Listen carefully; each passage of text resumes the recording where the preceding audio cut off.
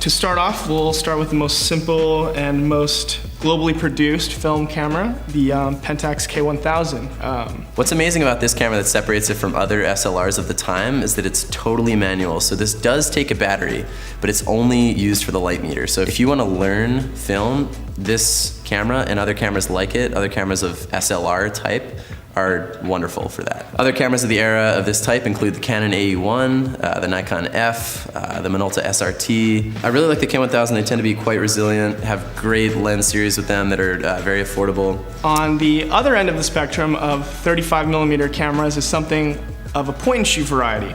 This is the Olympus Stylus zoom camera, and there are other cameras like this with many different ranges of zoom. So if you don't want to be carrying around a lot of different clunky cameras, adding a point and shoot like this is the easiest way to get into 35mm film photography. Point shoot's a lot of fun. This is also a great way to get into film if you have no experience in film, to just really quickly and easily start shooting film, seeing what it feels like, seeing what the aesthetic feels like, and seeing if you dig it, and then want to move up to like better camera systems and more manual and advanced camera systems. If you are getting into film photography, you can make the choice between what format you want to shoot. So 35mm format is going to be the most common format. Many of you out there have maybe shot 35mm and not shot medium format. Medium format is more expensive. The film itself is about the same price to purchase a roll of 35 or a roll of medium format. But in medium format, you're getting about 1/3 of the shots, sometimes less, depending on the format. So it is a more expensive medium to shoot, but the trade-off is that your images are of much higher quality, much higher resolution, and it's a pretty special world to step into. If you're looking to get into a bigger negative size for more information detail, something like this, which shoots 120 film, is a great option. So an image from here can be equivalent to a 40 to 50 megapixel digital camera. And this is a twin lens reflex. So an SLR, like a DSLR, like your Canon or Nikon digital camera, stands for single lens reflex, so it goes through one lens.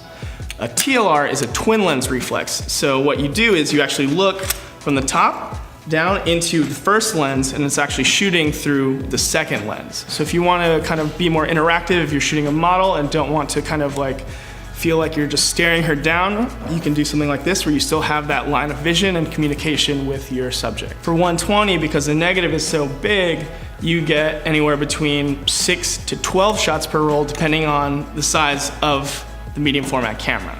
So for example, the Yashica shoots a square image 6x6.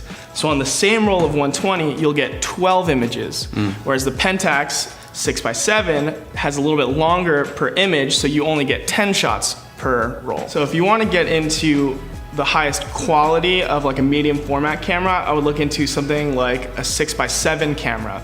These are the most used by like industry professionals, historic fashion photographers. The one I really recommend that we have here now is the tried and true Pentax 6.7 camera. Now this is a massive camera. Even though it's one of these like hailed legendary cameras, you can still find these at like decent prices online. So if you are transitioning from digital photography, I do recommend something like this because it's the most easy transition because it operates in the exact same way. You're focusing down the lens here, you're looking, and you take the photograph.